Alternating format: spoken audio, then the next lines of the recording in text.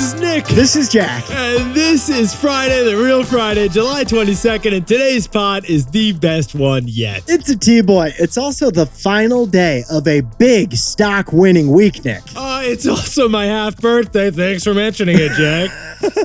Totally appropriate to send me half a gift or half a birthday cake, but it looks like that wasn't on your schedule. Oh, you didn't get the one shoe I sent you? The one Croc? I'm only going to hold it half against you. Let's leave it at that. Jack, what's our first story? FaZe Clan just became the first pure play professional video game team stock. They're like pro athletes, but they use their thumbs. And now they're on the stock market. Publicly traded. For our second story, AT&T just had their worst day in 20 years because you paid your phone bill a couple days late. And so did everyone else. For our third and final story, this is a big one. One Medical, the boutique chain of doctor's offices, has been acquired by Amazon. And it's got Jack and I thinking two words. Whole Foods.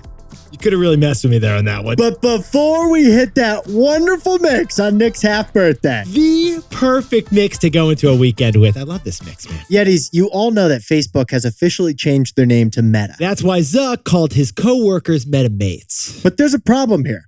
Meta isn't the only Meta-branded company in this universe. Or in the metaverse. Mark Zuckerberg's Meta is a social media company. But the first Meta, the other Meta, is a company named Meta that's an augmented reality startup. Which brings us to this news. The smaller, original Meta company is suing the bigger Meta company over the word Meta. Because Zuck's Meta, Zuck the name Meta from that company Meta. But even that original startup Meta didn't invent the term Meta either. No, Jack and I jumped in T-Boy style. Little Meta actually zucked Meta too. Because science fiction author Neil Stephenson created the word Meta back in 1992 in the novel Snow Crash. So neither Meta nor Meta created the word Meta, Neil Stephenson did. And yet Meta is suing Meta for zucking Meta. Even though Meta zucked Meta from a sci-fi book. Now technically, legally, two companies can be named Meta as long as they're in different industries. Or if they use the term Meta in different ways. But Little Meta says Big Meta has such a bad reputation, it's rubbing off on Little Meta. So Zuck's Meta is messing with Little Meta's mojo. That's why Little Meta is suing Big Meta. This Meta situation is getting kind of meta. Let's hit our three stories. 15 years before this song, two boys from the Northeast met in a dorm. They had an idea that caused a cultural storm. It's the best one yet, but the best is the norm. Jack,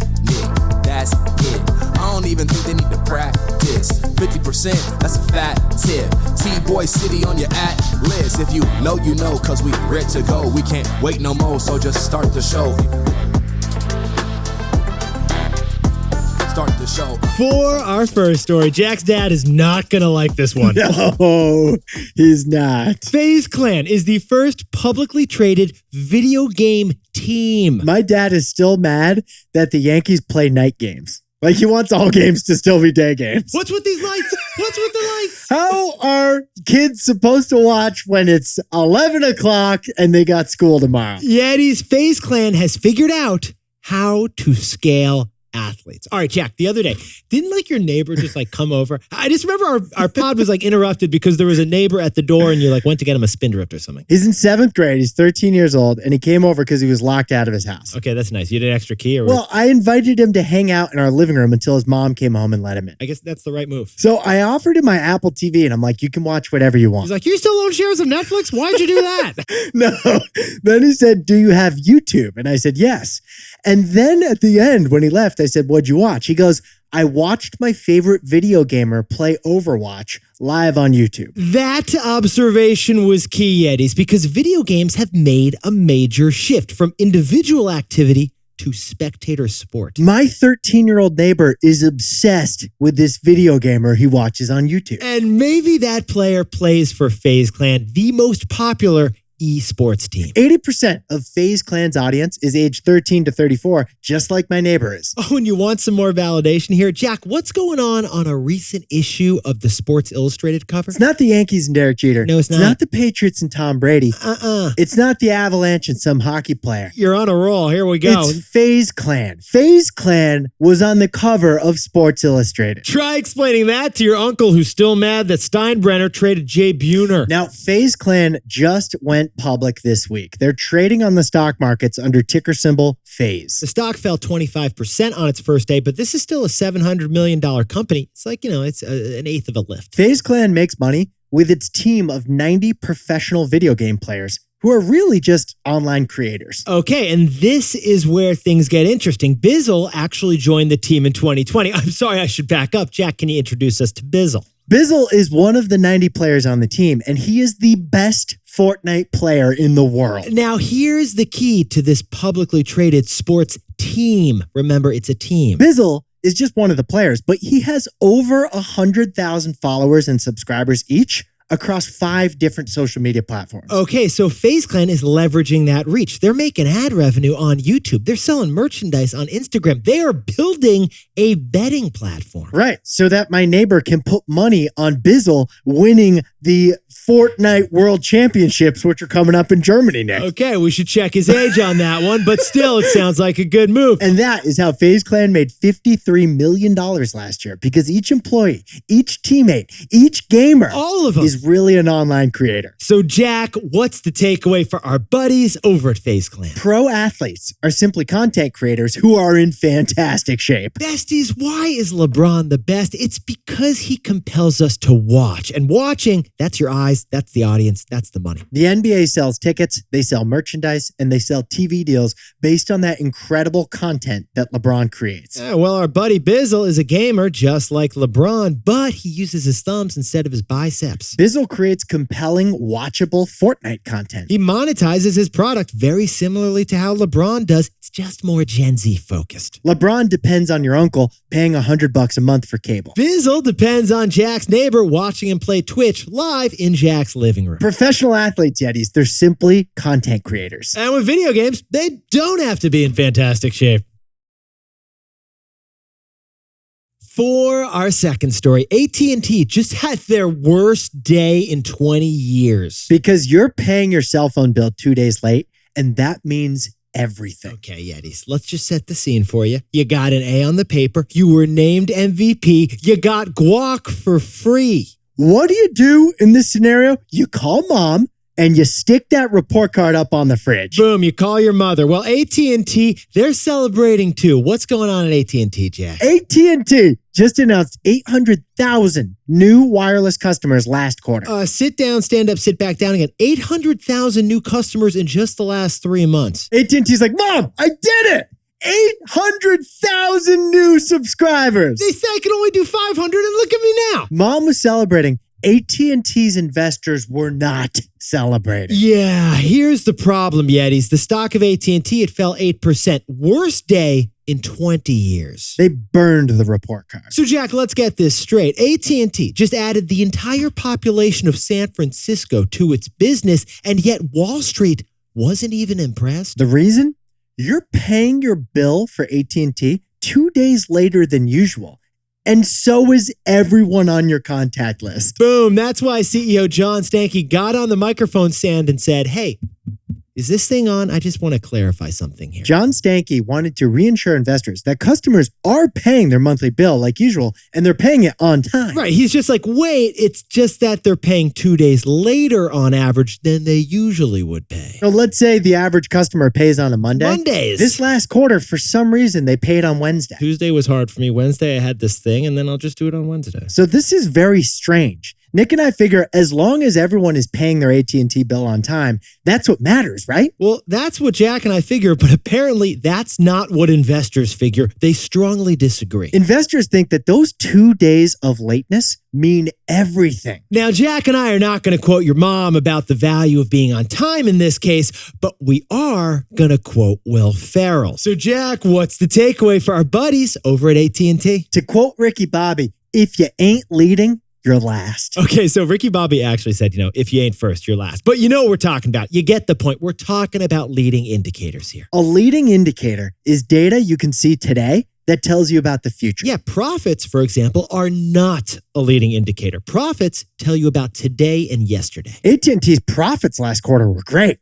They nearly doubled compared to last year. But if you buy AT&T stock because of that, you're going to be last. Yeah, because the stock fell yesterday. Not due to the great profits, due to the leading indicators. If you're taking 2 more extra days than usual to pay your bill, it's a sign you're concerned about how expensive that bill is. And that is a leading indicator that you may downgrade your AT&T plan or switch to a cheaper carrier. Investors are always looking for leading indicators, and AT&T's leading indicator suggests that this next year could be tough. If you're not acting on leading indicators, you're going to be last. Shake and bake. And now a word about our sponsor, Robinhood. So for the last 3.5 years, Jack and I were running a startup within a startup, basically. We turned our company Market Snacks into Robinhood Snacks, the news arm of Robinhood. And at Robinhood, we co-hosted the Snacks Daily Pod that you got to know and love. At Robinhood, we also got to hire an awesome team of news people who run the Robinhood Snacks newsletter. Wild fact here, the biggest newsletter in America, Robinhood Snacks. A key detail, though, not many are aware of, is the editorial independence. So Jack and I set it up so that we could independently cover the most interesting and most important news stories of the day. Robinhood's commitment to free, digestible news snack style was an awesome differentiator. Yeah, if you're not investing in Robinhood yet, to get started, go to robinhood.com/tboy and choose a free stock. That's robinhood.com/TBOY. Certain limitations apply. All investments involve risk. Robinhood Financial LLC, member SIPC. By the way, Robinhood is no longer affiliated with us or the podcast. For our third and final story before the weekend, One Medical was disrupting the doctor's office, and then Amazon just acquired One Medical to primify your doctor checkups. Paging Dr. Bezos, paging Dr. Bezos, you're needed in urgent care, urgent care. Yeah, it is. Amazon issued a press release yesterday announcing they're buying One Medical for $3.9 billion. and One Medical stock jumped 70%. They've got 760,000 members paying $200 a year to access 182 medical offices.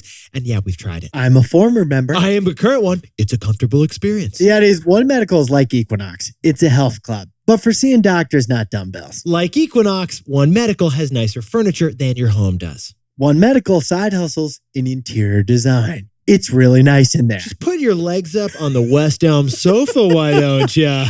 Oh, could you put a coaster underneath that bio, please? You're not met by a nurse at a One Medical. You're met by a concierge. There's more succulents per patient than any facility we've ever seen. They didn't send me home with a lollipop, Jack. They gave me a chocolate truffle from Switzerland. All right, so now that we're done ripping on One Medical, we should update you that Amazon has quietly built up a medical practice already. Weren't we just raving on One Medical? Yeah, that was kind of raving. In the meantime, Amazon, they've gone full Grey's Anatomy. In 2018, Amazon acquired a pill delivery startup called PillPack. And then they launched their own primary care clinic internally for employees. And then they embarked on an ambitious voyage with JP Morgan Chase and Warren Buffett to disrupt healthcare altogether. And that thing fell apart, but still, they managed to launch an online pharmacy during the pandemic. And now they're buying brick and mortars medical clinics. But funny thing Jack and I noticed here, within the healthcare industry, this part of the industry is like the totally least profitable. Pharmaceuticals, that's the healthcare profit puppy. Prescription meds are selling for a price 10 times to like 100 times the cost to actually make them. On the other end, paying for expensive offices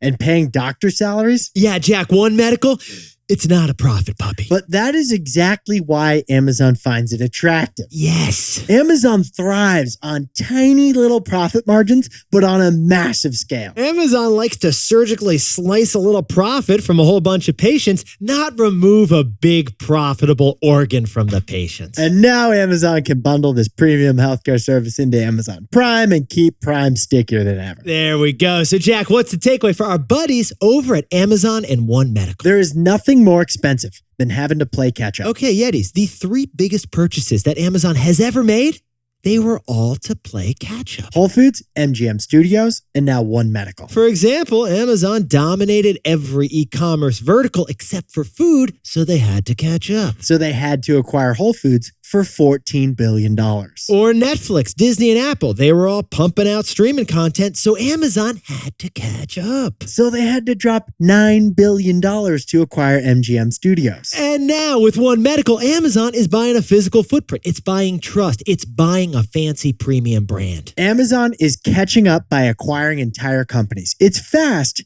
but it's expensive. In a running race, you burn more energy sprinting to catch up. In a business race, you burn more cash acquiring to catch up. Jack, can you whip up the takeaways for us for the real Friday? FaZe Clan is a very unusual stock.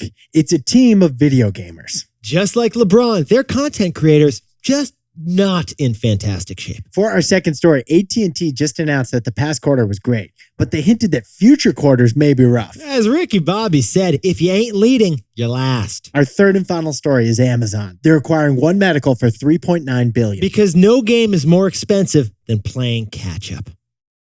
Now, time for the best fact yet. This one tweeted in by Derek Ernst from lovely Minneapolis, Minnesota. There's a heat wave coming to the U.S. It's here right now. Stay cool, Yetis. But if you look at a thermometer this weekend, you're going to feel lonely too. Because no one uses Fahrenheit. In fact, Derek whipped up a list for us like hardly anyone uses Fahrenheit. The only countries using Fahrenheit are us, Yeah, Belize, great country. Palau, Like it. and the Bahamas, A lot of islands. and the Grand Cayman Islands. That's who's using Fahrenheit as their official temperature scale. It's a fraction of the world. Oh, and Nick, what's the only temperature that's both the same for Fahrenheit and Celsius? It's a trick question. It's not a temperature. It's a color.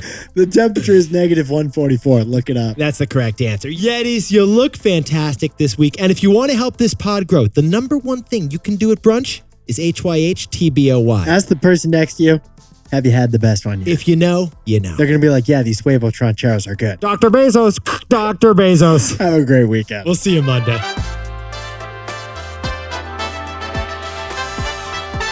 And before we go, happy birthday to Yeti Jason Fisher over in Lancaster, Pennsylvania. And happy 45th to Akane Kadani, who's 45 and working harder than ever in Brooklyn. And Kingsley's turning 28 over in Big Bear. Happy 22nd birthday to Sophie. And happy 600th day with her boyfriend Steve. Congrats to Steve. And Jen So just got LASIK surgery in Los Angeles. Smash those glasses, melt those contacts. And Marissa just got a new job as a financial advisor, but Jack, she's studying for the SIE right now. Brutal test. Nick and I both took it. We did. We both passed it. You got this. And happy 1-year wedding anniversary to Jordan and Delaney Clements in Lockhart, Texas. And Greg and Kelly enjoy that 5-year anniversary in Raleigh, North Carolina. Congrats on getting engaged to Rena and Noah, who got engaged in Washington, D.C. Celebrate that win. Happy half birthday, Nick.